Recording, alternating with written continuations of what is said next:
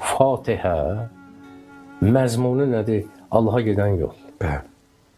Allahı tərifləyir, Allaha gedən yoldan danışır və deyir bizi bu yola hidayət elə və yeganə surədir ki, Allah Teala bəndənin dilindən özü danışır.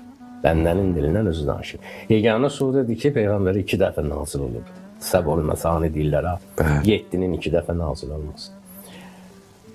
Bütün Qur'anın mənası o Fatihədədir ki, insan Allahdan istəyir.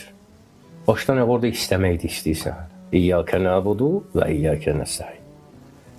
Bizi düz yola yönəldir. Sənə ibadət edirik, səndən istəyirik. Filan kəslərin yoluna yox, filan kəslərin yoluna yox, nemət verdiklərinin yoluna. Hələ bir ki, istəyirsən Allahdan. Diqqət elə. İstəməkdə nə var? İstəməkdə bir acizlik var.